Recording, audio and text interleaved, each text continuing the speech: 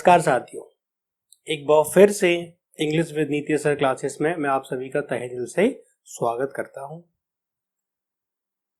जैसा कि हमने बेसिक लेक्चर 1 में देखा कि आखिर सेंटेंस क्या होता है, उसके कितने पार्ट होते हैं और उसको कैसे डिवाइड किया जाता है और उसको देखने का एक तरीका क्या है जो एक्चुअल प्रैक्टिकल तरीका है, रटने वाला तरीका नहीं।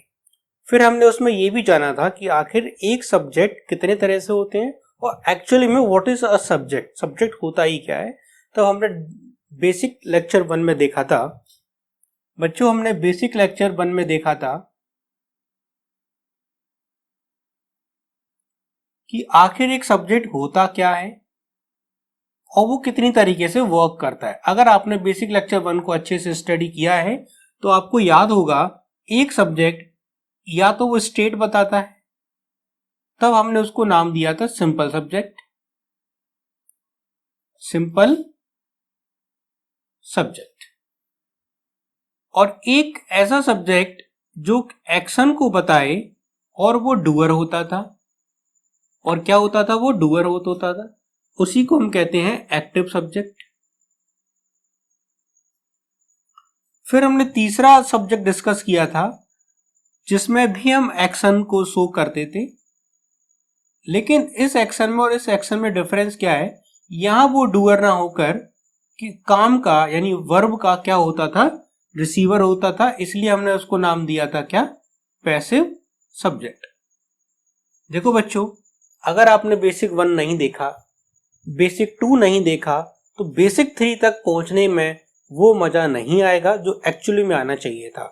और आप जानते हैं आपका धीरे धीरे अब बेस मजबूत होता जा रहा है और आप फर्क कर पा रहे होंगे कि जो टर्म हमें पहले सुनने में बहुत अजीब लगते थे, जैसे सब्जेक्ट कॉम्प्लीमेंट क्या होता है, आज हम डिस्कस करेंगे ऑब्जेक्ट और ऑब्जेक्ट कॉम्प्लीमेंट क्या होते हैं, एक ऑब्जेक्ट में और ऑब्जेक्ट कॉम्प्लीमेंट में क्या डिफरेंस है, एक सब्जेक्ट में और एक सब्जेक्ट कॉम्प्लीमेंट में क्या डिफरेंस है।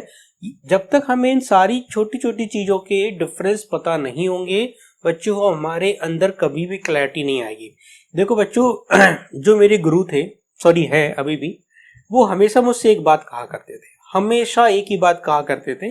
वो मुझसे हमेशा यही कहा करते थे कि बच्चे 100% क्लैरिटी, अगर आपके मन में कोई भी चीज है जो 100% क्लियर है, यही इसी को आप लर्निंग कहते हैं।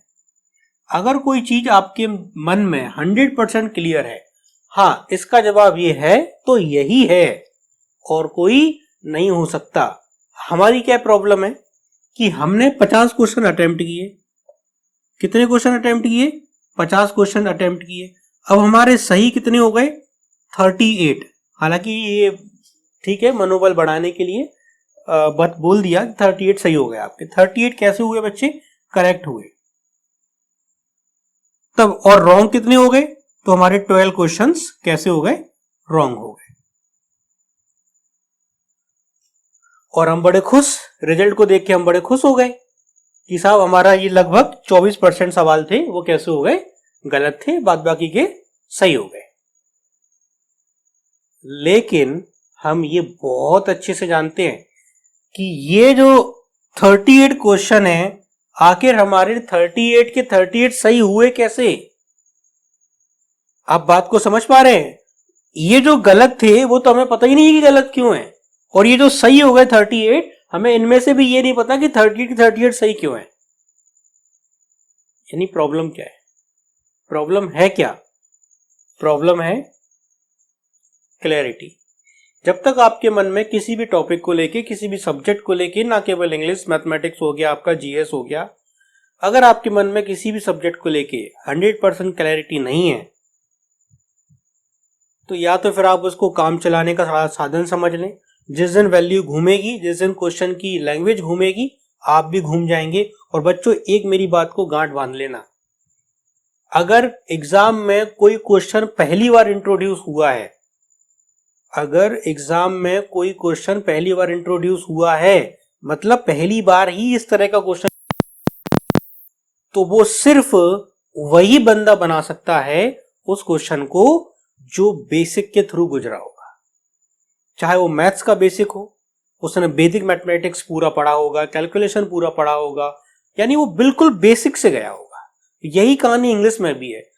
और जब वो बच्चे ऐसे क्वेश्चन को सॉल्व कर देते हैं, फिर वो उन बच्चों को भी पीछे छोड़ देते हैं जो बच्चे कई सालों से एक जैसे सवालों की प्रैक्टिस कर रहे थे। यानी हमें उन सवालों की प्रैक्टिस तो करनी ही करनी है, साथ साथ हमें अपने बेसिक्स को इतना मजबूत कर लेना है कि हमारा दिमाग ये बोले कि साहब ये मैंने लगा दिया, इसको गलत कोई नहीं कर सकता।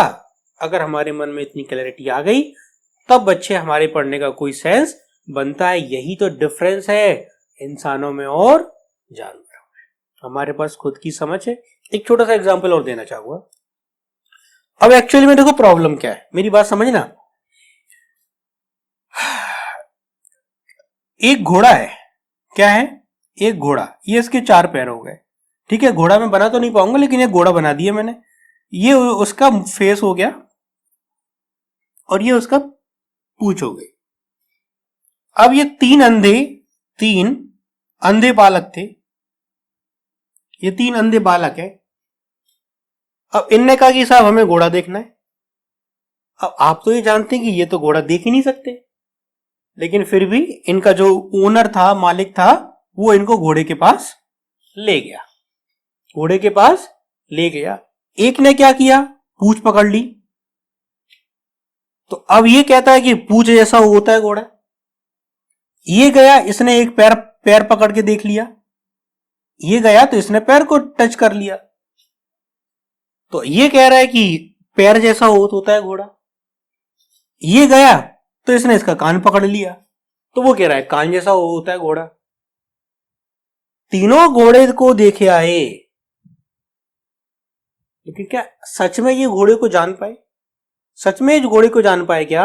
आप भी जानते हैं जो घोड़े को, ये जो कोई भी जानवर है उसको ये नहीं जान पाए। बच्चों मैं क्या कहना चाहता हूं, मैं कहना ये चाहता हूं, आपने नाउन पढ़ ली, प्रोनाउन पढ़ लिया, वर्ब पढ़ ली, टेंस पढ़ लिया, यानी जो आपको दिख रहा है उसको आपने पढ़ डाला, और आप समझने लगे कि आप तो पेपर निकाल दोगे एक ही बार में। क्योंकि आप तो कहने लगे कि हमें तो भैया पूरी इंग्लिश का ज्ञान हो गया है, और अब तो हम इसको पेपर को छोड़ेंगे नहीं। जिस दिन भी ये फीलिंग आने लगे, उसी दिन किसी भी करंट ईयर में आए हुए सवाल को पकड़ लेना, पेपर को सॉल्व करना, और फिर देखना स्थिति यही हो जाएगी। कौन सी? 50 अटेम्प्ट करे थे, इतने सही निकले और इतने गलत निकल गए। प्रॉब्लम क्या है? हम क्या नहीं पढ़े? बेसिक्स नहीं पढ़े। बच्चों मैं आपसे बार बार कहना चाहता हूं, 2-4 टॉपिक्स पढ़ लेने से, 2-4 टॉपिक में महारत हासिल कर लेने से कुछ नहीं होना जाना है। जब तक आपकी ग्रामेटिकल स्किल्स, रीडिंग स्किल्स और वोकैबुलरी, इन तीनों पर एक साथ कमांड नहीं होगी, बच्चों आप you are not eligible for examination of English. आप बिल्कुल एलिजिबल नहीं है। एलिजिबल कौन सा? एलिजिबल मतलब क्रैक करने का। ये नहीं कि हम फॉर्म नहीं भर पाएंगे, वो तो आप भर ही दोगे। वो तो आप न जाने कितने फॉर्म भरते चले आ रहे हो और न जाने कितने फॉर्म और भर दोगे। बच्चों मैं ज्यादा समय ले लेते हुए निष्कर्ष ये निकालना चाहता हूं, आप टॉपिक्स पढ़ रहे हैं, बहुत अच्छी बात है, लेकिन आप बेसिक्स पे बहुत मेहनत करें। भले ही वो आपके मैथ्स का बेसिक्स हो, भले ही वो आपकी इंग्लिश का बेसिक्स हो। तो पहली बेसिक की क्लास में हमने यही डिस्कस किया था कि सब्जेक्ट क्या होता है। फिर हमने बेसिक 2 वाली क्लास में, बेसिक 2, फिर हमारी जो क्लास थी बेसिक्स 2 की नाम से, उस बेसिक्स 2 वाली क्लास में हमने क्या डिस्कस किया था कि एक सब्जेक्ट और उसका दूसरा part subject complement.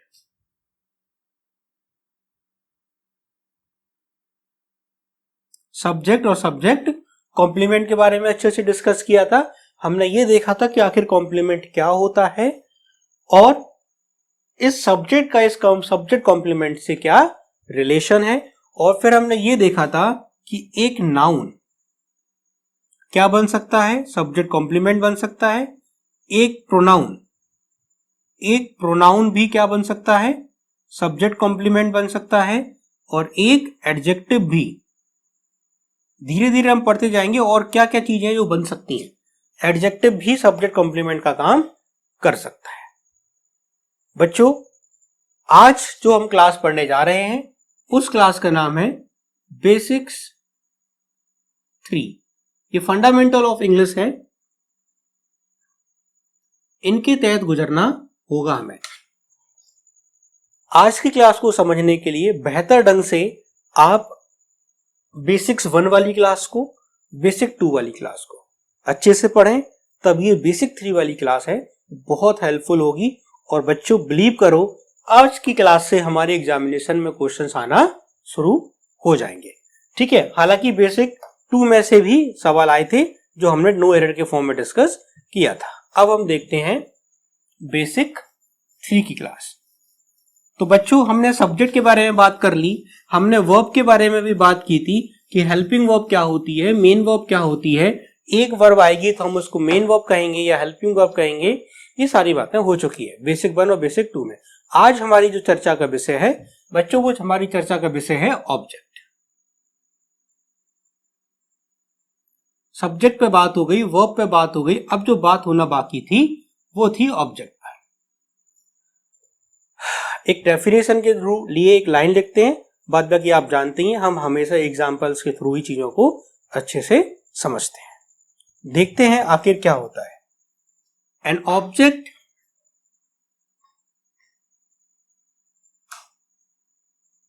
is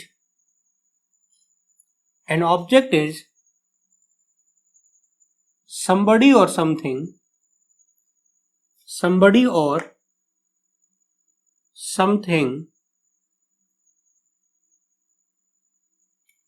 an object is somebody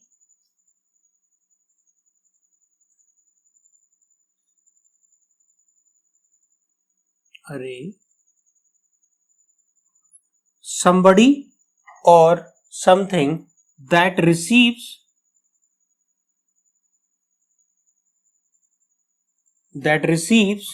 an action.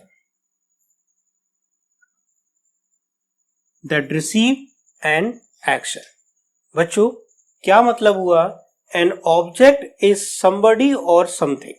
somebody का मतलब क्या हो गया बच्चे? somebody का मतलब पर्सन, कोई भी पर्सन हो सकता है, और समथिंग का मतलब हो गया कोई भी थिंग, कोई भी वस्तु।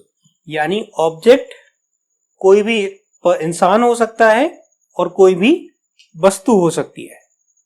That receives an action. बच्चों, बस इसी वर्ड का खेल है, दैट रिसीव्स एन एक्शन। यानी जो एक्शन का मतलब क्या हो गया? वर्ब। एक्शन का मतलब क्या हो गया? कार्य। जो कार्य को क्या करता है? रिसीव करता है। क्या करता है? रिसीव करता है। जैसे इस समय मैं बोल रहा हूं, आप बढ़िया से कान में ईयरफोन लगा के, कुछ लोग हेडफोन लगा के, कुछ लोगों को ईयरफोन और हेडफोन ही नहीं पता, वो क्या कभी भी कुछ भी कह देते हैं, बढ़िया से अपनी कॉपी निकाले बैठे होगे, बढ़िया से नोट कर रहे होगे। तो बच्चों, आप मेरी बात को सुन रहे हो, इसका मतलब आप मेरी बातों को रिसीव कर रहे हो।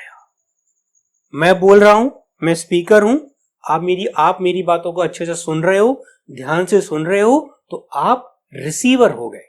आप रिसीवर हो गए, यानी आप बोलने के काम को क्या कर रहे हो? रिसीव कर रहे हो। मैं बोल रहा हूं, मैं स्पीकर हूं, तो मैं सब्जेक्ट हो गया।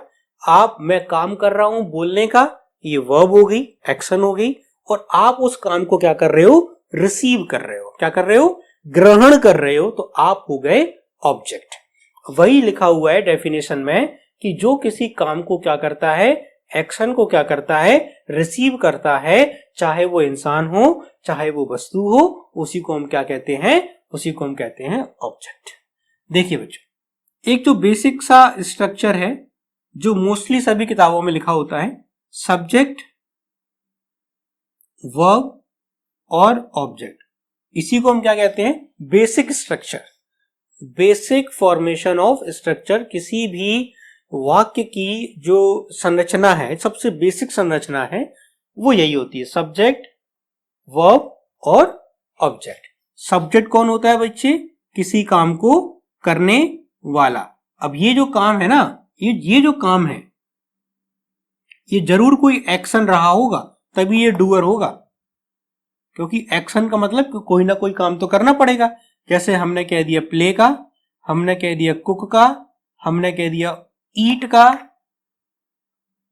तो अब देखो ये काम तो करने पड़ते हैं, जैसे प्ले हो गया खेलना, कुक हो गया खाना पकाना, ईट हो गया खाना को खाना, तो इनको कोई ना कोई करने वाला तो चाहिए।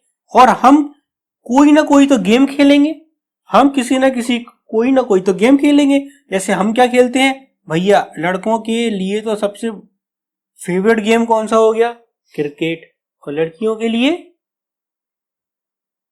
सोचना पड़ जाएगा, इतनी सारी गेमों की लिस्ट है, पता नहीं कौन कौन से हैं, 2-4 तो हमें ही नहीं आते होंगे। वो समझ रहे हो, मजे लेते रहो, मौज लेते रहो, समझते भी रहो। तो कोई ना कोई होगा जो प्ले करने का काम करेगा और हम किसी चीज को प्ले करेंगे।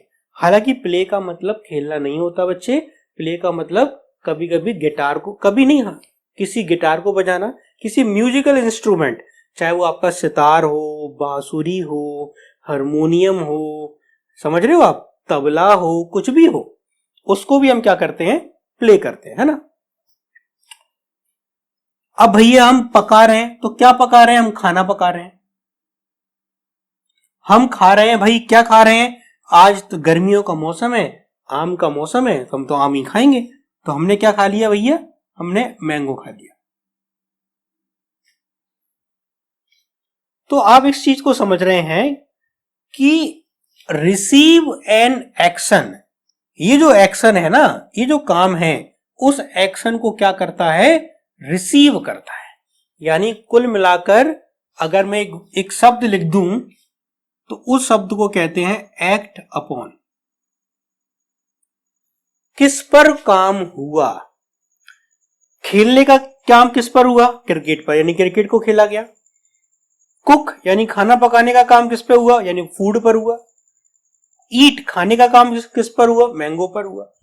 तो इन्होंने काम को क्या किया है, रिसीव किया है, इसलिए हम इन सबको क्या कह देंगे, इन सबको हमने नाम दिया ऑब्जेक्ट का।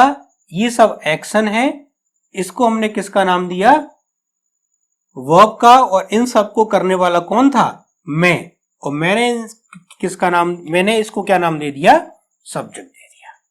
तो आई होप आप इस छोटी सी डेफिनेशन को समझ पा रहे होगे कि आखिर एक ऑब्जेक्ट क्या होता है। तो ऑब्जेक्ट होता है किसी काम को रिसीव करने वाला। ठीक है, अब मैं थोड़ी देर के लिए 2 डायग्राम बनाता हूं छोटे छोटे, हमेशा की तरह। एक ये हंसमुख और एक जे रोने वाला। ये रोने वाला क्यों भाई, क्योंकि इन हंसमुख भाई साहब ने क्या किया, एक पत्थर लिया और पत्थर इसको फेंक के मार दिया। क्या कर दिया, एक पत्थर उठाया और बढ़िया स्टाइल में इसमें बढ़िया से उसने निशाना लगा के काम कर दिया। तो आप समझ रहे हैं, इसने काम किया, तो ये कौन हो गया, डूअर। काम क्या हुआ, थ्रो करने का।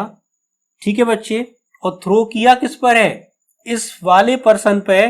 तो ये वाला जो पर्सन है ना, वो इस थ्रो वर्ब का कौन हो गया, रिसीवर हो गया। इसलिए हमने इसको क्या कह दिया, इसको कह दिया सब्जेक्ट, इसको कह दिया वर्ब जो काम हुआ है, और जिस पर काम हुआ है उसको हमने क्या कह दिया, ऑब्जेक्ट। ठीक है बच्चों, काम करने वाले को हमने सब्जेक्ट कहा, जो काम हो रहा है उसको हमने वर्ब कहा, तो जिस पर काम हो रहा है, क्या बोला, जिस पर काम हो रहा है उसको हमने क्या कहा, रिसीवर कहा। ये तो हो गई छोटे बच्चों की कहानियां। किसकी, 1 से लेके 10वीं तक की कहानी, 1 से लेके 12वीं तक की कहानी। कंपटीशन की दुनिया अब शुरू होती है, समझदारों की दुनिया अब शुरू होती है।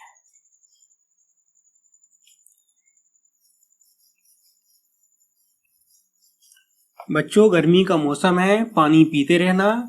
जितना ज्यादा पानी पीते रहोगे डिहाइड्रेशन के शिकार नहीं होगे, नहीं तो आपको तरह तरह की बीमारियां होती रहेंगी। इसलिए मैं भी थोड़ा सा पानी पी लेता हूं।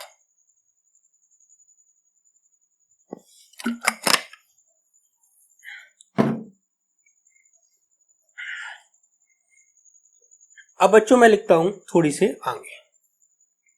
ये जो ऑब्जेक्ट है ना, ये जो ऑब्जेक्ट है, ये ऑब्जेक्ट होते हैं दो तरह के। ये जो ऑब्जेक्ट होते हैं दो तरह के। जैसे हमने सब्जेक्ट पढ़े थे तीन तरह के, ऐसे ही ऑब्जेक्ट भी होते हैं दो तरह के।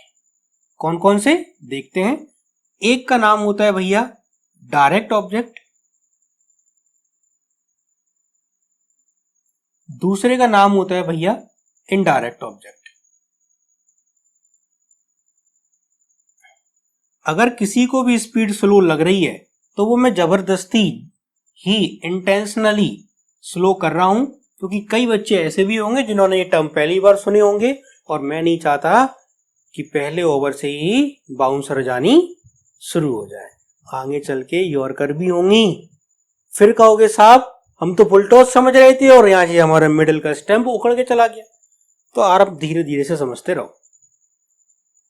ऑब्जेक्ट दो तरह के होते हैं, डायरेक्ट ऑब्जेक्ट, इनडायरेक्ट ऑब्जेक्ट। अब इनमें क्या डिफरेंस है तो हम एक एक करके दोनों समझ लेते हैं। एक एक करके दोनों हम समझ लेते हैं। बच्चे दो शब्द हुए, उन शब्दों को हमने नाम दिया व्हाट और whom।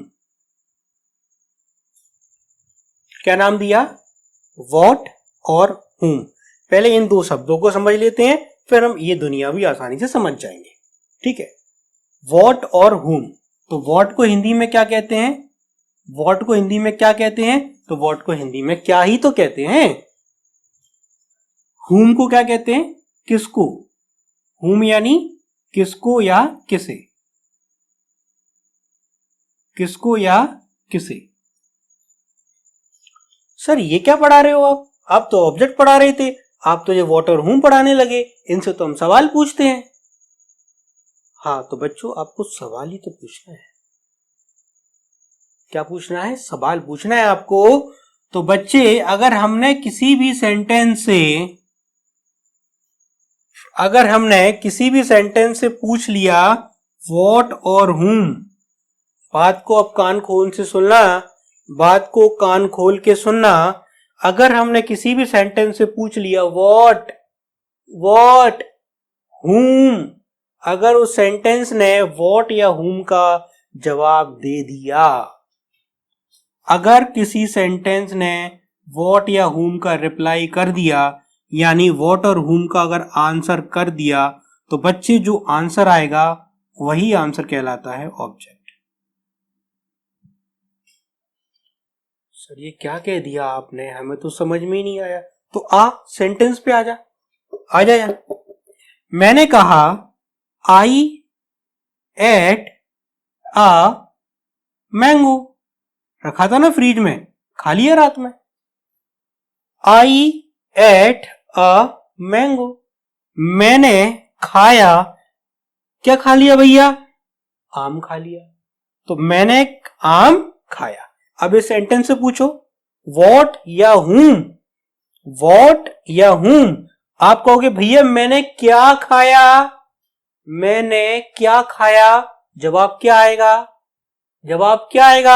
जवाब आएगा सब आम खाया। क्या खाया? आम खाया।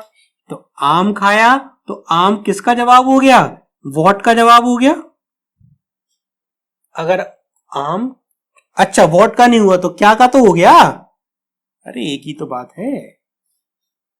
तो मैंने क्या खाया? मैंने आम खाया, तो व्हाट का जवाब क्या था? मैंगो। तो इसका मतलब मैंगो क्या है? ऑब्जेक्ट। आई बात समझ? एक और एग्जांपल देखेंगे और क्या बिल्कुल पूछेंगे। I cooked food, I cooked food in the kitchen. बच्चों बिल्कुल बेसिक से लेके चल रहा हूं, धीरे धीरे धीरे, जैसे क्लास में माहौल जमता था, धीरे धीरे चीजें कठिनाई की ओर जाने लगती थी, ऐसे ही धीरे धीरे धीरे चीजें अपने एक हाईएस्ट पीक पर पहुंच जाएंगी, लेकिन धीरे धीरे। I cooked food in the kitchen, बढ़िया से मन में जवाब आ गया कि मैंने किचन में क्या बनाया? खाना बनाया। मैंने किचन में क्या बना लिया भैया? खाना बना लिया। तो अब इससे पूछोगे what did I cook in the kitchen. क्या पूछोगे? What did I cook in the kitchen. मैंने किचन में क्या पकाया, मैंने किचन में क्या बनाया, जवाब आएगा साहब मैंने तो खाना बनाया था। मैंने किचन में क्या बनाया, तो क्या का जवाब किसने दिया, फूड ने। क्या बनाया, फूड बनाया। तो भैया फूड ही तो क्या है, ऑब्जेक्ट है। समझ आई कहानी। और मैंने आपको फिर भी बार बार कह रहा हूं, रिसीव करता है एक्शन को। किसको करता है, रिसीव। तो देखिए खाने के काम को रिसीव कर रहा है इसलिए ऑब्जेक्ट है, पकाने के काम को रिसीव कर रहा है इसलिए ये ऑब्जेक्ट है। एक एग्जांपल और हो जाए, हो जाने दो। दिखेगा यहां पर, कहोगे साहब पता नहीं दिखेगा कि नहीं दिखेगा। तो एक एग्जांपल ऊपर ले लेते हैं, यहां ले लेते हैं, ठीक है।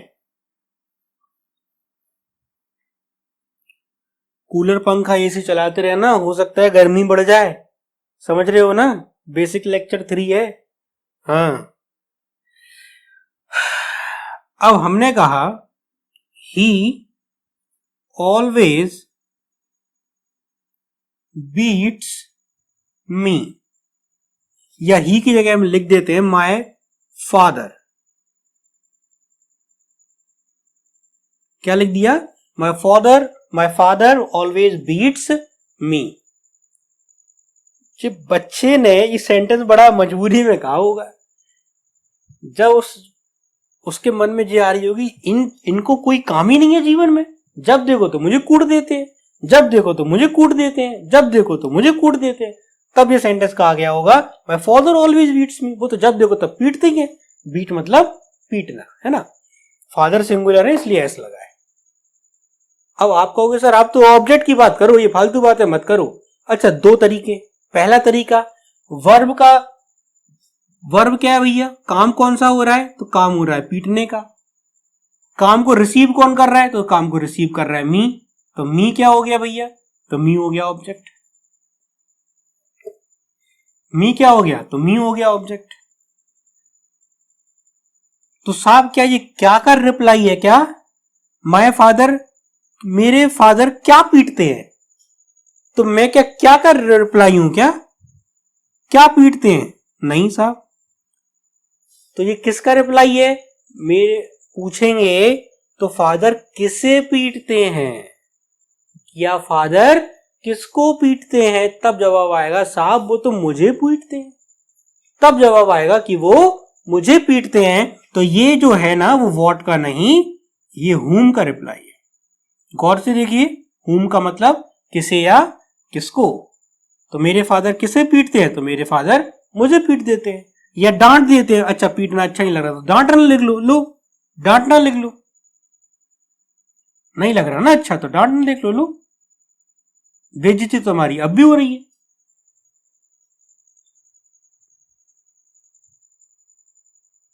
तो अगर ये हुम का रिप्लाई है तो बच्चे जो व्हाट और हुम के रिप्लाई होते हैं उन्हीं को तो हम क्या कहते हैं, ऑब्जेक्ट। तो इसका मतलब मेरे फादर किसे पीटते हैं, मुझे पीटते हैं। तो ये व्हाट का नहीं, तो ये किसका जवाब था, हुम का। हुम मतलब किसे, और जो व्हाट और हुम के जवाब होते हैं उन्हीं को क्या कहते हैं, ऑब्जेक्ट। तो देखो यहां से भी क्या पता चला, मी क्या है, ऑब्जेक्ट है। यानी हम अगर किसी भी सेंटेंस से पूछेंगे व्हाट या हुम, तो जो व्हाट या हुम का जवाब आता है, क्या और किसे या किसको का जवाब आता है, उसी को हम क्या कहते हैं, उस वर्ब का ऑब्जेक्ट कहते हैं। आई थिंक आपको समझ में आ गया होगा कि ऑब्जेक्ट को कैसे पहचानते हैं।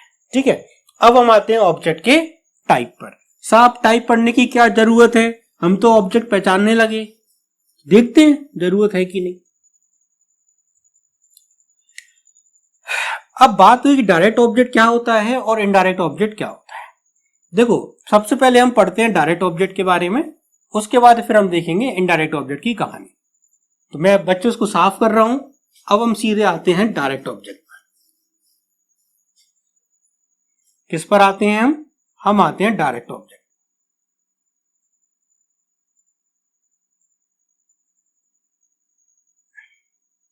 अब आप पूछेंगे सर डायरेक्ट ऑब्जेक्ट क्या होता है, तो बता तो रहे हैं, वेट करें आप।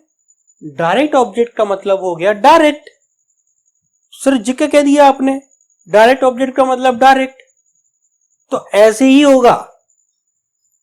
अगर कोई इंसान, somebody और समथिंग किसी काम के एक्शन को डायरेक्ट रिसीव कर रहे हैं, क्या कर रहे हैं, डायरेक्ट रिसीव कर रहे हैं, तो वही क्या होगा, डायरेक्ट ऑब्जेक्ट होगा। सर नहीं आई समझ में, तो मैं लिख देता हूं जो डायरेक्ट रिसीव करे। और रिसीव किसको करते हैं, एक्शन को। जो किसी भी एक्शन को कैसे रिसीव करे, डायरेक्ट ही रिसीव करे, उसी को हम कहते हैं डायरेक्ट ऑब्जेक्ट। कैसे, तो लो सवाल, बढ़िया सा सवाल सजाते हैं आपके लिए। एक बढ़िया सा सवाल देखते हैं आपके लिए।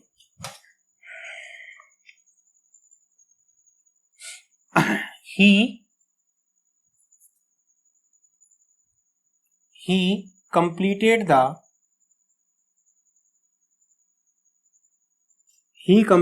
the given work। क्या लिखा है, he completed the given work। एक सेंटेंस और देखते हैं, I gave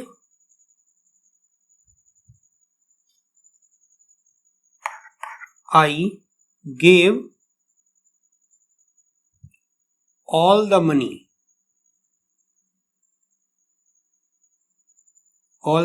एक और एग्जांपल देखते हैं, I have recently sold my old bike। 3 example लिख दिए बच्चों। 1 मिनट का मैं आपको समय देता हूं।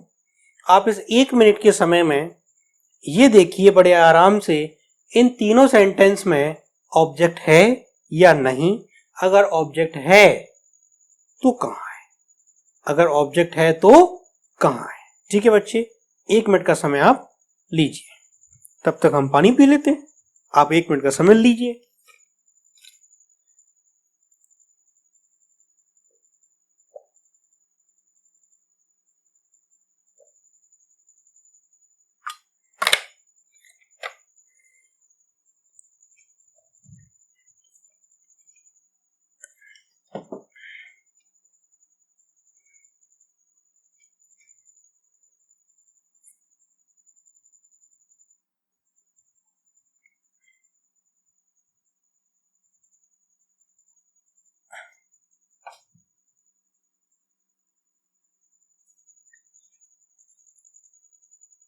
चलिए बच्चों, मुझे उम्मीद है आपसे कि आपने चीजों को बड़े अच्छे से कर लिया होगा। अब हम एक एक करके चीजों को समझते हैं। ही completed the given work. He completed the given work. उसने कंप्लीट का मतलब पूरा कर लिया, उसने पूरा कर लिया। तो गिवन वर्क का मतलब जितना भी काम उसको दिया गया था उसको वो काम कर लिया। जैसे एक मजदूर से कहा कि भाई ये 20 ईंटें हैं, इन 20 ईंटों को आप छत पे चढ़ा देना, तो आपको तुम्हारा जो डेली का वेजेस बनेगा, वेजेस मतलब मेहनताना, वो हम आपको दे देंगे। तो भैया वो गया, 20 ईंटों को ऊपर चढ़ाया और नीचे आ गया। तो हम क्या कहेंगे, ही कंप्लीटेड द गिवन वर्क। उसने क्या किया, तो उसने दिए हुए काम को क्या कर दिया, पूरा कर दिया।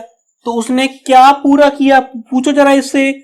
पूरा तो किया, उसने पूरा किया। क्या पूरा किया, तो ये क्या पूछना चाह रहा है, क्या पूरा किया, द गिवन वर्क। तो गिवन वर्क किसका जवाब हो गया, क्या का। तो उसने क्या पूरा किया, दिया हुआ काम पूरा किया। इसका मतलब द गिवन वर्क पूरा ही क्या है, पूरा ही क्या कहलाएगा बच्चों, पूरा ही ऑब्जेक्ट कहलाएगा, क्योंकि वो किसका जवाब है, व्हाट का जवाब है। आई बात समझ। अगला देखेंगे, I gave all the money. I gave all the money, मैंने दिया सारा का सारा पैसा। ऑल द मनी, जितना भी मेरे पास था, जो भी संपत्ति थी मेरे पास, मैंने सबकी सब दे दी। तो दे दी वो अच्छा किया, लेकिन हम तो इससे पूछेंगे भैया क्या दिया, क्या पूछोगे, क्या दिया। तो कहोगे साहब क्या दिया, तो कहेंगे कि ऑल द मनी। क्या दिया, ऑल द मनी। तो ऑल द मनी क्या हो गया, ऑल द मनी क्या हो गया, व्हाट का रिप्लाई। और अगर ये व्हाट का रिप्लाई है तो इसी को हम क्या कहेंगे, ऑब्जेक्ट कहेंगे। किसका ऑब्जेक्ट, इस वर्ब का ऑब्जेक्ट। किसका ऑब्जेक्ट, इस वर्ब का ऑब्जेक्ट। बच्चे ऑब्जेक्ट किसके होते हैं, हाँ एक चीज और ध्यान से सुन लेना जरा, ऑब्जेक्ट किसके होते हैं, तो ऑब्जेक्ट दो ही चीजों के होते हैं, या तो ऑब्जेक्ट हुआ करते हैं वर्ब के, या फिर ऑब्जेक्ट हुआ करते हैं प्रीपोजिशन के। इस बात को गांठ बांध लेना। ऑब्जेक्ट किसके होते हैं, ऑब्जेक्ट या तो वर्ब के होते हैं, ऑब्जेक्ट या तो प्रीपोजिशन के होते हैं। ये बात हमने पिछले लेक्चर 1 में डिस्कस की थी। जैसे अगर मैं लिख दूं the boys of my class, तो हर कोई जानता है ऑफ क्या है, प्रीपोजिशन है। ऑफ क्या है, प्रीपोजिशन है, इसलिए माई क्लास क्या है, ऑब्जेक्ट। किसका ऑब्जेक्ट है, प्रपोजिशन का ऑब्जेक्ट। इसको कहते हैं प्रपोजिशन का ऑब्जेक्ट। और गिव क्या है, वर्ब। तो ऑल द मनी क्या है, वर्ब का ऑब्जेक्ट। डिफरेंस क्लियर हो रहा है, ये है प्रीपोजिशन का ऑब्जेक्ट और ये है वर्ब का ऑब्जेक्ट। ठीक है बच्चे, एक और देखो, I have recently sold my old bike. मैंने रिसेंटली का मतलब हाल ही में, ये वो काम है जो अभी भी हुआ है। I have recently sold my old bike. मैंने क्या किया है, मैंने अभी अभी अपनी बाइक, जो मेरी पुरानी बाइक थी, उसको क्या कर दिया, सोल्ड कर दिया, मतलब बेच दिया। तो मैंने क्या बेच दिया, मैंने क्या बेच दिया, तो क्या का जवाब किसने दिया, तो क्या का जवाब दिया ओल्ड बाइक ने। तो ओल्ड बाइक क्या हो गया, ओल्ड बाइक हो गया ऑब्जेक्ट। किसका ऑब्जेक्ट हो गया, सोल्ड का ऑब्जेक्ट हो गया। I love Indian food. I love Indian food. जैसे किसी ने पूछा होगा मुझसे तुम्हें क्या पसंद है, तो मैंने कहा कि मुझे सबसे अच्छा लगता है इंडियन फूड। इंडियन फूड है, सबसे टेस्टी फूड होता है, यही मुझे खाना सबसे ज्यादा पसंद है। I love Indian food. तो वॉट क्या पसंद है, वॉट क्या पसंद है, तो कहेंगे इंडियन फूड पसंद है। तो इंडियन फूड किसका, इस वर्ब का क्या हो गया, ऑब्जेक्ट हो गया। तो बच्चों आपने ध्यान से देखा डायरेक्ट ऑब्जेक्ट क्या होता है, तो डायरेक्ट ऑब्जेक्ट वही होता है जो ऑब्जेक्ट जो व्हाट का और हुम का, व्हाट और हुम का रिप्लाई, व्हाट और हुम का रिप्लाई डायरेक्ट दे दे। ये देखो यहां डायरेक्ट है, यहां डायरेक्ट है, यहां डायरेक्ट है, यहां डायरेक्ट है, कोई इनके बीच में नहीं आ रहा है, कोई भी इनके बीच में नहीं आ रहा है। इसलिए हम इसको क्या कहेंगे, डायरेक्ट ऑब्जेक्ट। और ऑब्जेक्ट को पकड़ने की पहचान क्या होती है, हम क्या पूछ लेंगे, व्हाट या हूं। ठीक है, अब बच्चे थोड़ी सी बात करते हैं इनडायरेक्ट ऑब्जेक्ट की। अब हम थोड़ी सी बात करते हैं इनडायरेक्ट ऑब्जेक्ट की। अब थोड़ा सा मामला पेचीदा है।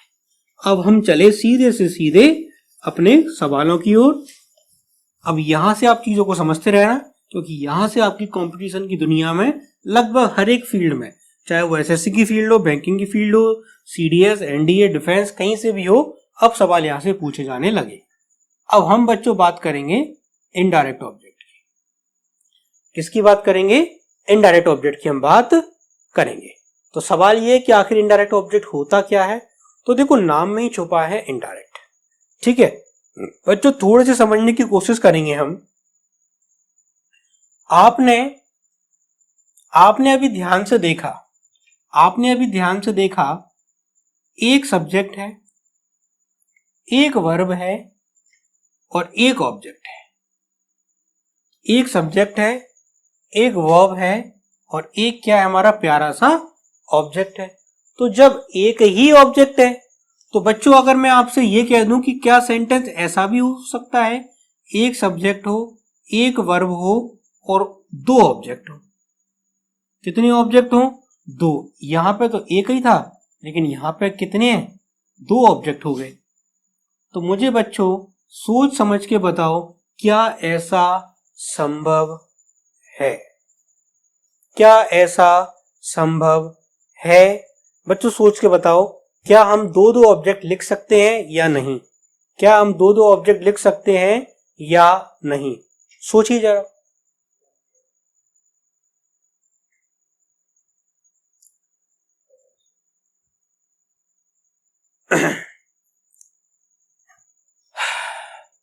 तो जवाब आया, पता नहीं सर, आप ही बता दो जवाब क्या आया। आप ही बताओ सर, हम तो इतनी देर से इंतजार कर रहे थे कि आप कब बताओगे। तो बच्चे, सवाल ये भी सही है, सवाल ये भी सही है।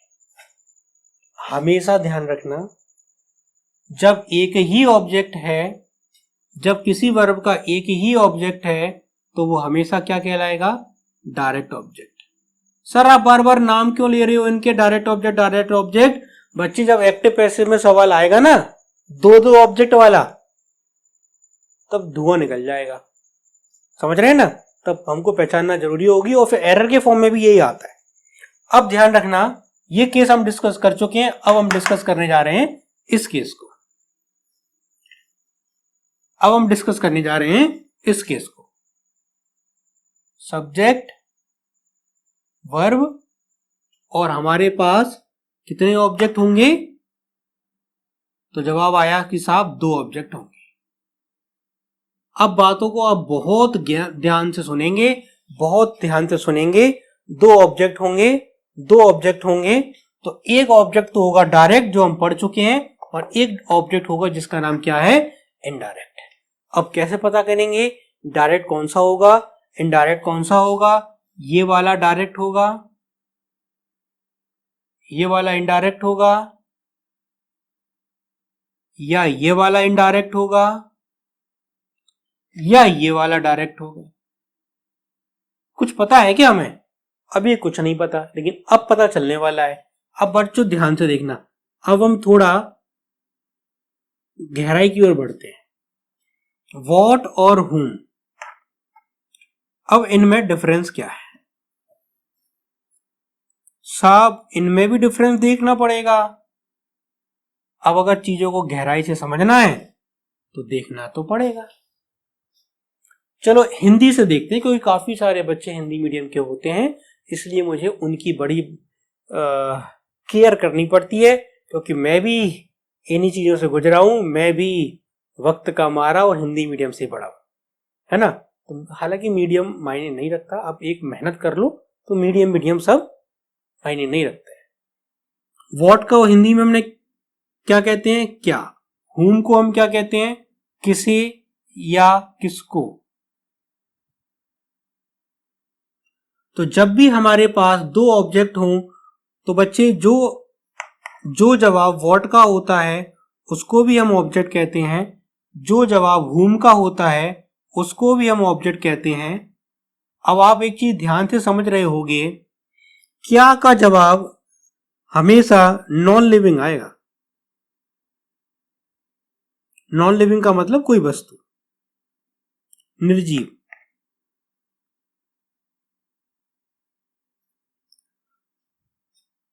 और हुम का जवाब हमेशा लिविंग आएगा।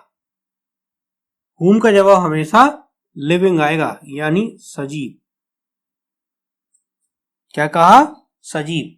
क्या खा लिया, आम खा लिया। किसे मारा, मुझे मारा, तो मैं इंसान हूं, क्या खा लिया, आम। आम निर्जीव है। तो अब हम क्या समझे साहब, क्यों बता रहे हो। तो अब डायरेक्ट दिमाग में उतार लेना कि जो लिविंग की बात करे, जो लिविंग की बात करे उसको हम कहते हैं इनडायरेक्ट ऑब्जेक्ट, और जो नॉन लिविंग की बात करे उसको हम कहते हैं डायरेक्ट ऑब्जेक्ट। जो लिविंग की बात करें, सजीव की बात करें, उसे हम कहते हैं इनडायरेक्ट ऑब्जेक्ट, और जो निर्जीव की बात करें उसे हम कहते हैं डायरेक्ट ऑब्जेक्ट। तो हम देखकर नहीं बता सकते, जब तक यहां ना लिखा हो तब तक हम नहीं बता सकते कि कौन सा इनडायरेक्ट है और कौन सा डायरेक्ट है। लेकिन ये बात तो कंफर्म है कि एक डायरेक्ट होगा और एक इनडायरेक्ट होगा। ये पता चलेगा हमें क्वेश्चंस को देखकर। देखिए बच्चों, अब हम देखते हैं question. He writes a letter, he नहीं, मैं ही तो लिखूंगा। I write, I write my father a letter. I write my father a letter. अब आप ये देखो, ये सब्जेक्ट हो गया, ये वर्ब हो गई, माय फादर भी क्या है,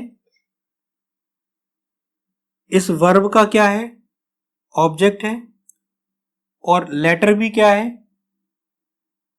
ऑब्जेक्ट है। अंतर क्या है, फादर लिविंग है तो मैं पत्र तो लिखता हूं, किसे लिखता हूं, तो आप कहोगे साहब फादर को लिखते हैं। और क्या लिखते हैं फादर को, तो फादर को लिखते हैं हम लेटर। तो हम समझ गए किसे का मतलब हो गया हूं, और क्या का मतलब हो गया वॉट। क्या लिखते हैं, पत्र लिखते हैं, किसे लिखते हैं, फादर को लिखते हैं। तो एक वर्ब के कितने ऑब्जेक्ट हैं, दो ऑब्जेक्ट हैं। अभी हमने आपको बताया कि जो नॉन लिविंग है उसे डायरेक्ट ऑब्जेक्ट कहेंगे, ये नॉन लिविंग है तो इसका अब नाम पर क्या हो गया, डायरेक्ट ऑब्जेक्ट। और ये जो लिविंग है इसको हमने क्या कह दिया, इनडायरेक्ट ऑब्जेक्ट। इनडायरेक्ट ऑब्जेक्ट को हम लिख देते हैं आई ओ, इनडायरेक्ट ऑब्जेक्ट। एक क्वेश्चन और देखते हैं। He asked me a question. बच्चों हर एक चीज समझते चले जाना, क्योंकि अब आपके एरर का सवाल बनने जा रहा है। He asked me a question, ही क्या हो गया, सब्जेक्ट हो गया, क्या पूछा, पूछना काम हो गया। अब आप जानते हैं दो ऑब्जेक्ट लिखे हैं, एक ऑब्जेक्ट मी है और एक ऑब्जेक्ट क्वेश्चन है। तो आप जानते हैं उसने पूछा, तो क्या पूछा, सवाल पूछा, किससे पूछा, तो कहोगे साहब मुझसे पूछा। जो किससे का जवाब देता है उसे हम whom का जवाब होता है, और उसी को हम कहते हैं इनडायरेक्ट ऑब्जेक्ट। यानी पहले वाला था इनडायरेक्ट ऑब्जेक्ट, और क्या पूछा तो क्या का जवाब देता है नॉन लिविंग, इसी को हम कहते हैं डायरेक्ट ऑब्जेक्ट। तो ये हो गया हमारा डायरेक्ट ऑब्जेक्ट। तो आप एक चीज को बखूबी समझ रहे हैं कि सेंटेंस का संरचना क्या बनती है। जब भी दो ऑब्जेक्ट आएंगे, जब भी दो ऑब्जेक्ट आएंगे तो पहले क्या रखते हैं हम, इनडायरेक्ट ऑब्जेक्ट को, और उसके बाद क्या रखते हैं हम, डायरेक्ट ऑब्जेक्ट को। इसी बात को मैं अच्छे से लिख देता हूं और आप इसी चीज को नोट कीजिएगा। ये देखिए, ये आपका सब्जेक्ट हो गया, ये आपकी वर्ब हो गई।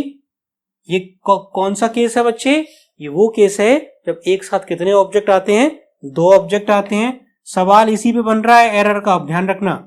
जब कितने ऑब्जेक्ट आते हैं, दो ऑब्जेक्ट आते हैं, तो जो पहला ऑब्जेक्ट होता है वो होता है हमारा इनडायरेक्ट ऑब्जेक्ट।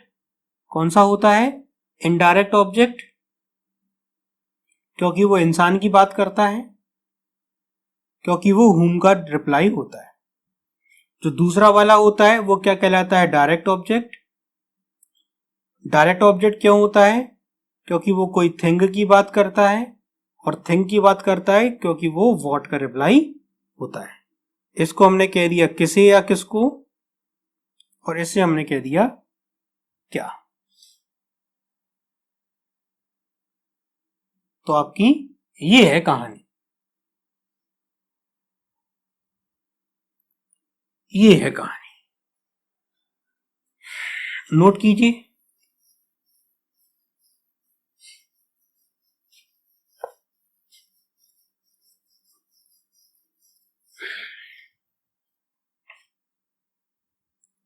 तो क्या कहा, देखो बच्चे, अगर एक ऑब्जेक्ट है तो परेशानी की बात ही नहीं है।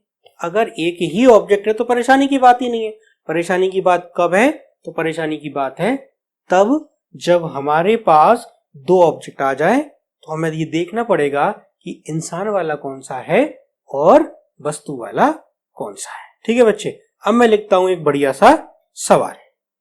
ठीक है, देखते हैं क्या।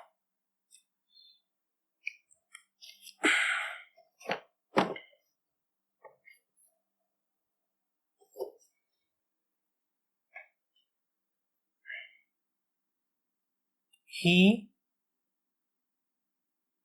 taught me English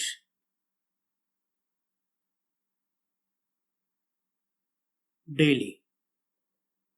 ये पहला सवाल हो गया। दूसरा देखो, I bought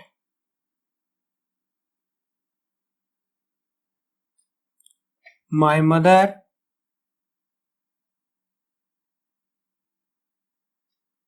a necklace.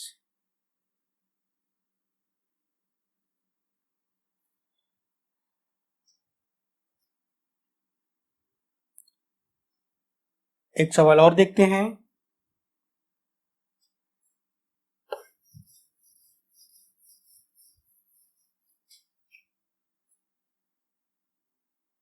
He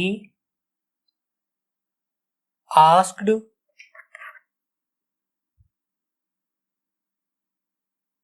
a question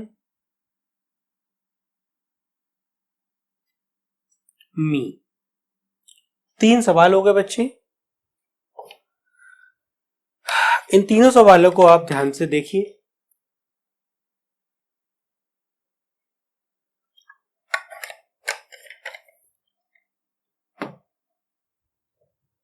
इन तीनों सवालों को आप ध्यान से देखिए और पता कीजिए ऑब्जेक्ट कहाँ है और कौन सा है।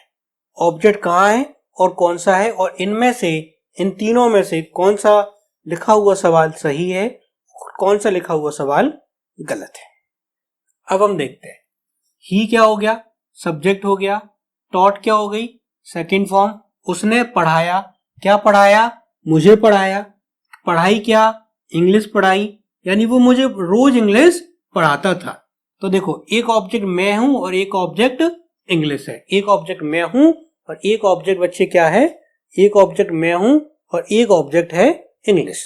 क्या पढ़ाया, इंग्लिश पढ़ाई। किसे पढ़ाई, मुझे पढ़ाई। तो आप ध्यान से देखो, ये किसी का जवाब है और ये क्या का जवाब है। तो हमें याद रखना है हमेशा, जब भी दो ऑब्जेक्ट होंगे तो याद कैसे रखना है, किसे क्या, किसे क्या, किसे क्या, किसे क्या, यही सही है। किसे और क्या, ये किसे का जवाब है, ये क्या का जवाब है। इंग्लिश में कहोगे तो पहले whom का जवाब और बाद में what का जवाब।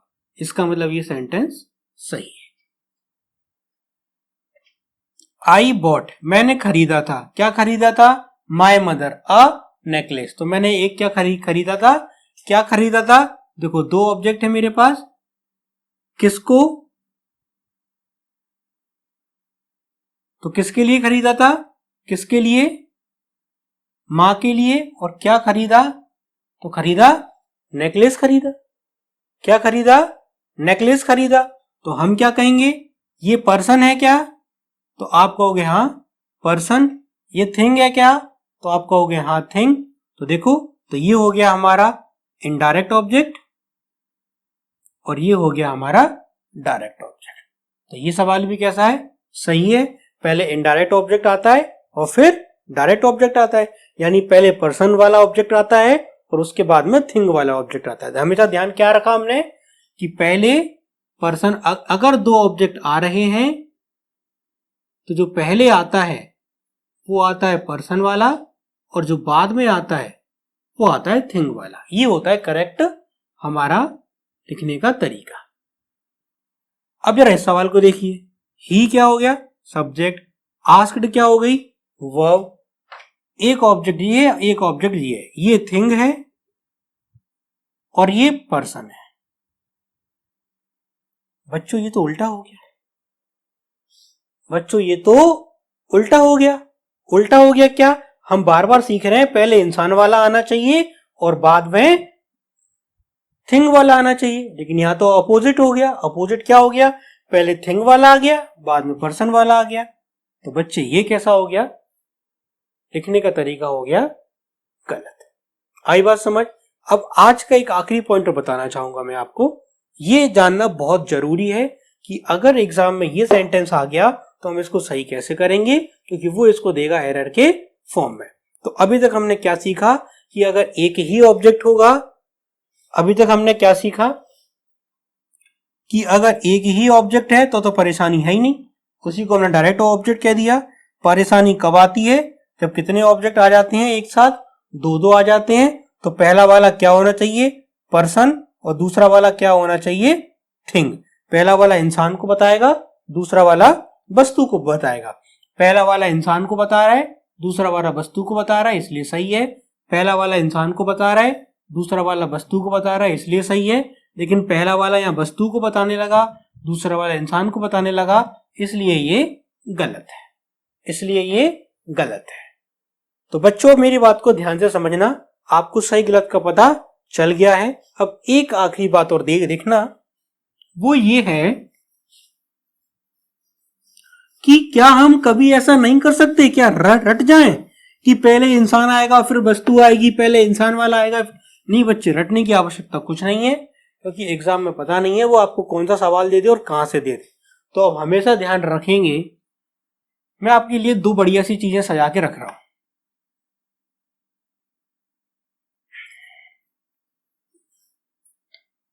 सब्जेक्ट, वर्ब और ऑब्जेक्ट।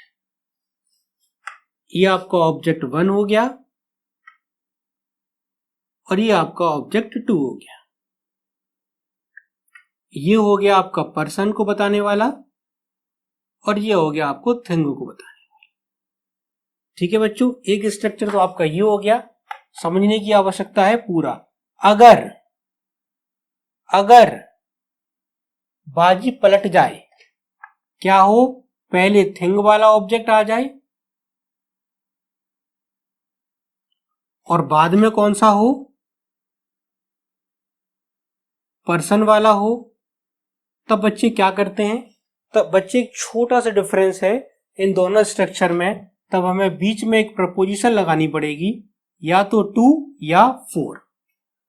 यदि हम पहले थिंगो को लिखना चाहते हैं और उसके बाद में पर्सन को लिखना चाहते हैं, तो फिर हमें बीच में या तो 2 या 4 प्रपोजिशन रखनी होगी। इससे हमारा सेंटेंस सही हो जाएगा। और यही एरर का सवाल है, यही एक्टिव पैसिव में बहुत बार बच्चे पूछा गया सवाल है। अब हम देखते एक ही सेंटेंस को इस तरीके से हो और एक ही सेंटेंस को इस तरीके से देखो बच्चों कैसे लिखते हैं। अभी हमने क्या सेंटेंस लिखा था, I bought my mother a necklace. देखो ये सब्जेक्ट हो गया, ये वर्ब हो गई आपकी, ये पर्सन को बता रहा है और ये थिंग को बता रहा है। तो कैसा है, सही है। कैसा है बच्चे, सही है।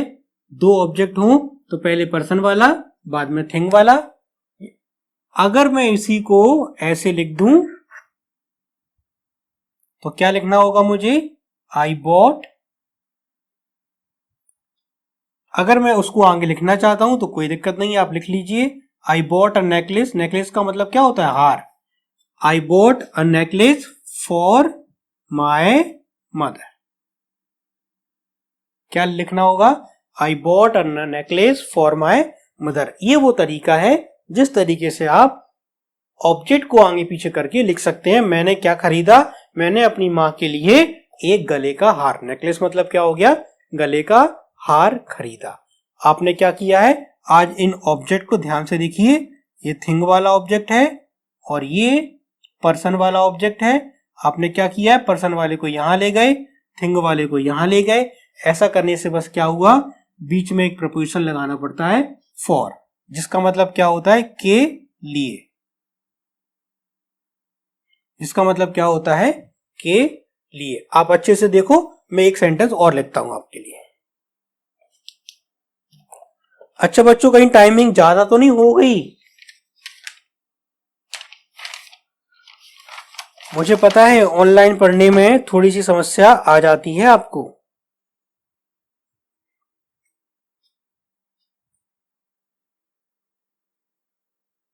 बताओ कितना टाइम हो गया है। चलिए बच्चों, आपने देख लिया है। अगला सवाल देखते हैं। अब हम देख रहे हैं एक ही सवाल को कैसे लिख सकते हैं। जैसे हमने पूछा, he asked me a question. अब हम आपको 4 सवाल दे रहे हैं, आप हमें बताएंगे कि इनमें से कौन सा सही है। He asked a question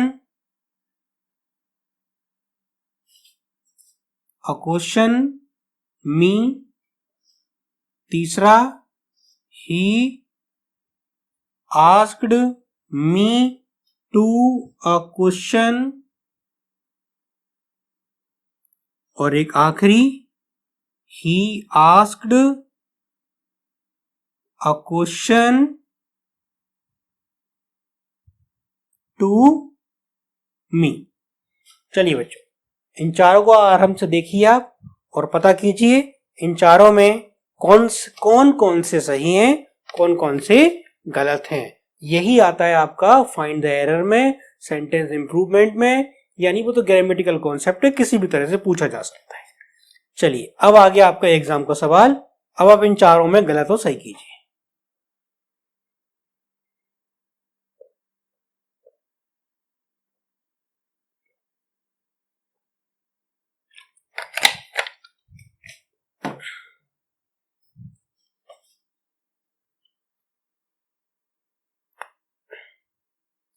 money मन में कह रहे हो फंसा दिया सर ने, सब तो एक जैसे दिख रहे हैं, सब तो एक जैसे दिख रहे हैं। जिसको लगता है उसका ए और बी सही है तो वो अपनी कॉपी में क्या बना ले, बढ़िया से ए भी बना ले। जिसको लगता है कि मेरे सी और डी सही है तो अपनी कॉपी में बढ़िया से क्या बना ले, वो सी डी बना ले। जिसको लगता है कि ए और सी चाहिए वो बढ़िया से ए सी बना ले। जिसको लगता है चारों गलत है वो एक गोला बना ले, उसके अंदर जीरो लिख ले, अरे चारों ही गलत है। और अगर चारों सही लग रहे हैं तो ए बी सी डी चारों बना ले गोले के अंदर। देखते हैं कौन कौन सा सही है। चलो देखते हैं बच्चे, यहां तक तो सब एक जैसा है। ये सब्जेक्ट है, ये वर्ब है।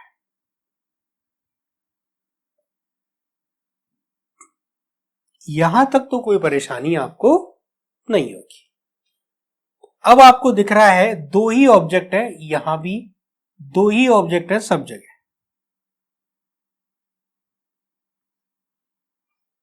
ठीक है बच्चों, मी मतलब मैं, पर्सन को बता रहा है, थिंग को बता रहा है। पहले वाला पर्सन को बता रहा है, थिंग को बता रहा है। क्या प्रपोजिशन लगानी है? जवाब आएगा सर क्यों लगानी है। क्यों लगानी है? सब अच्छा तो है, पहले पर्सन फिर थिंग, पहले पर्सन फिर थिंग, पहले पर्सन फिर थिंग। इसका मतलब ए कैसा है? ए सही है। अब जरा इसको देखेंगे हम। क्वेश्चन क्या होता है? क्वेश्चन होता है थिंग, मी होता है पर्सन, थिंग पर्सन, तो बीच में प्रपोजिशन लगानी थी, नहीं लगाई, गलत हो गया। मी क्या होता है? पर्सन। क्वेश्चन क्या होता है? थिंग। मी क्या होता है? क्वेश्चन। मी क्या होता है? पर्सन। क्वेश्चन क्या हो गया? थिंग। पहले पर्सन फिर थिंग, सही है, पहले पर्सन और फिर थिंग। लेकिन इस बीच में इसने क्या लगा दिया? प्रीपोजिशन लगा दिया, तो ये भी गलत हो गया। He asked a question, question क्या हो गया? थिंग, और मी क्या हो गया? पर्सन। जब थिंग और पर्सन होते हैं तो बीच में प्रपोजिशन लगता है, तो इसने लगाया है, इसका मतलब ये सही है। तो बच्चे ना तो ये सही था, ना ये सही था, ना ये सही था, ना ये सही है, ना ये सही है। आंसर होगा ए और डी। ए और डी। मुझे उम्मीद है आपको ऑब्जेक्ट को आगे पीछे करना आ रहा होगा। एक आखिरी सवाल और देखते हैं जिसमें हम ऑब्जेक्ट को आगे पीछे करके लिखेंगे। ठीक है बच्चों, अब ये सब हटा दे रहे हैं, अब हम डायरेक्ट सवाल लिखेंगे। ये बेसिक चल रहा है बच्चों, ध्यान रखना। किसी के मन में तो चल रहा होगा इससे अच्छा तो ए अंदर ही पढ़ा देते, है ना, वो बढ़िया था। हवाई जहाज के आगे दा लगता है, रेलगाड़ी के आगे दा लगता है, और दोनों ही अब शुरू होने वाले हैं। ट्रेन भी शुरू होने वाली है और हवाई जहाज भी शुरू होने वाला है। तो सबसे पहले हवाई जहाज पकड़ के चले जाना यात्रा पे। चलो भैया सवाल लिखते हैं।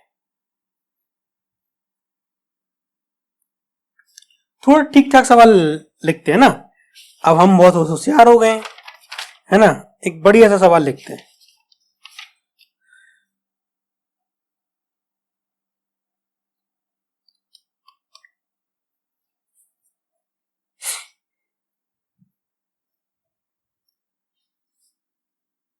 He taught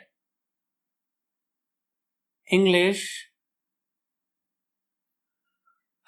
and Hindi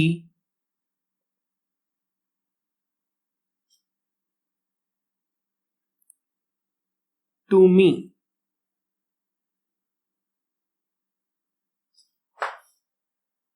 अगला देखो, he taught me Hindi and English.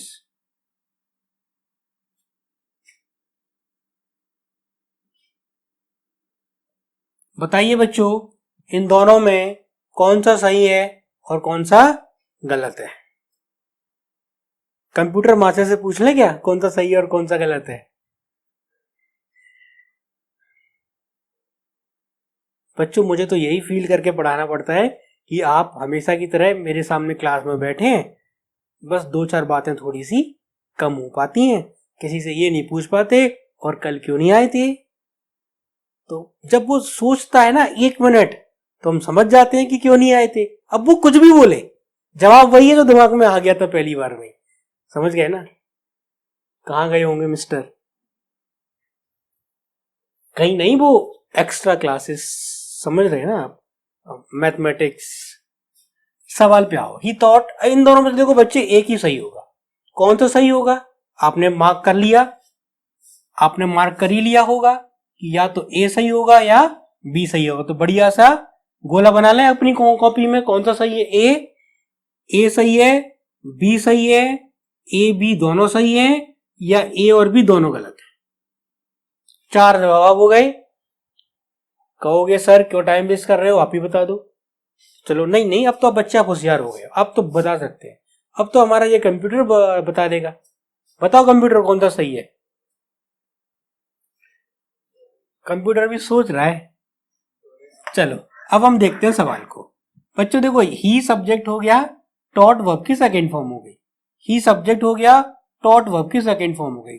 अब देखो, हिंदी और इंग्लिश एक ऑब्जेक्ट, इंसान एक ऑब्जेक्ट।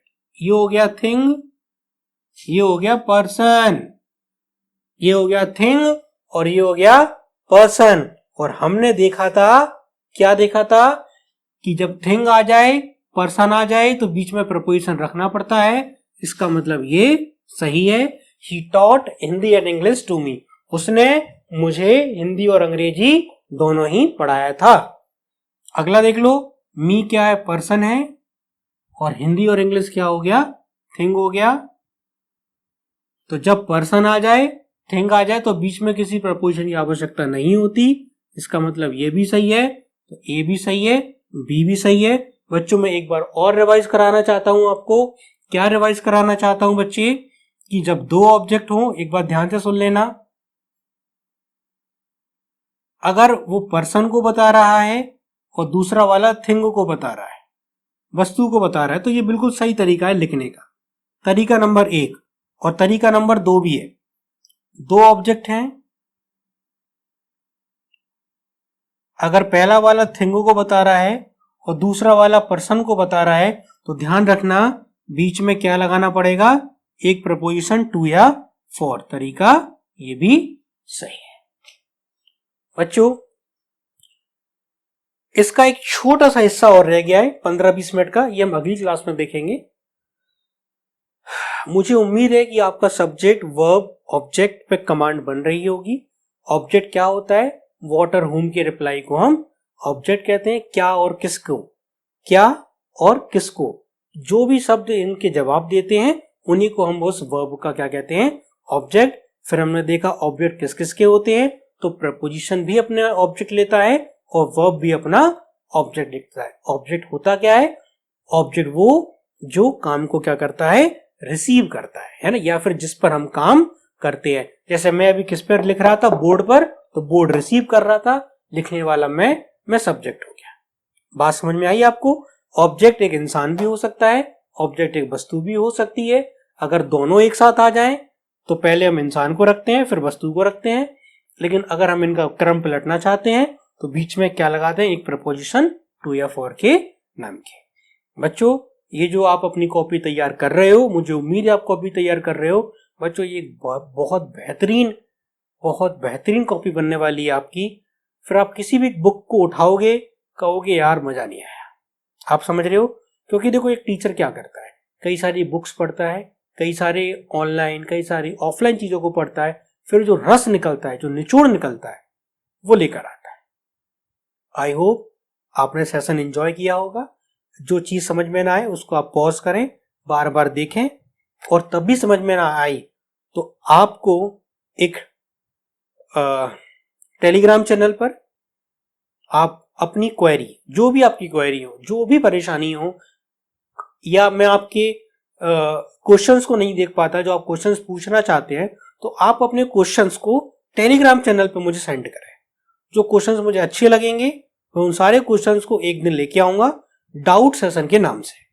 ठीक है बच्चों, 7 दिन में एक दिन हम डाउट सेशन रख लिया करेंगे, जहां पे जो बच्चों की परेशानियां होती हैं वो हम उनको लिख लिया करेंगे।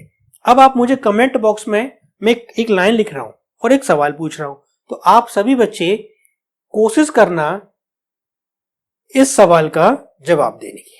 ठीक है बच्चों, ये सवाल क्या है? तो ये सवाल ये है,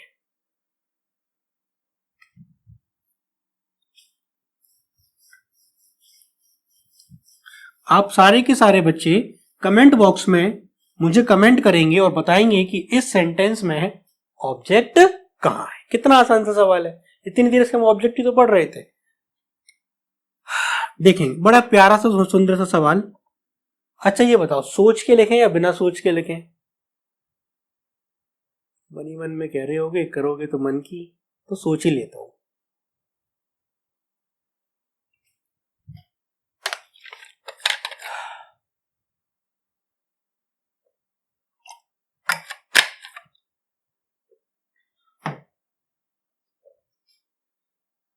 ठीक है बच्चों, सोच लिया, आप ही के लिए सोचा है और आप ही का नाम लिखा है। Students hate when the teacher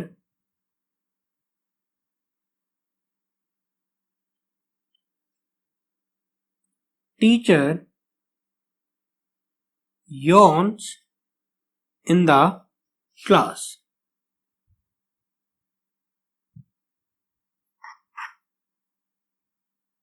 In the class.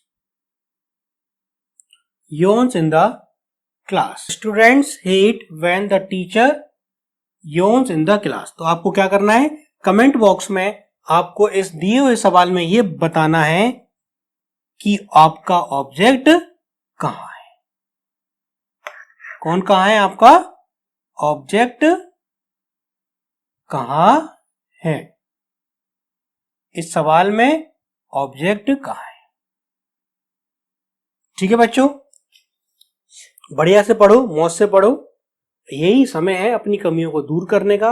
आप जानते हो जब क्लासेस स्टार्ट हो जाती हैं फिर तो टीचर स्पीड में आता है और टीचर स्पीड में जाता है, और उसे भी इतनी जल्दीबाजी रहती है कि आपके डाउट सेशन को नहीं ले पाता है। ठीक है बच्चों, अब इस लॉकडाउन पीरियड का, जब तक क्लास नहीं खुल रही है, 1 महीना 2 महीना 2.5 महीना, जितना भी टाइम है, बढ़िया से एंजॉय से पढ़ो, अपनी हर बेसिक कमी को दूर करो। ठीक है बच्चों, आई होप आपने एंजॉय किया होगा, और बढ़िया से लाइक करो, सब्सक्राइब करो, और ज्यादा से ज्यादा अपने फ्रेंड्स को बताओ, ताकि हमें भी अच्छा लगे और हम बार बार मोटिवेट होते रहें। ठीक है बच्चों, चलो आज के लिए धन्यवाद।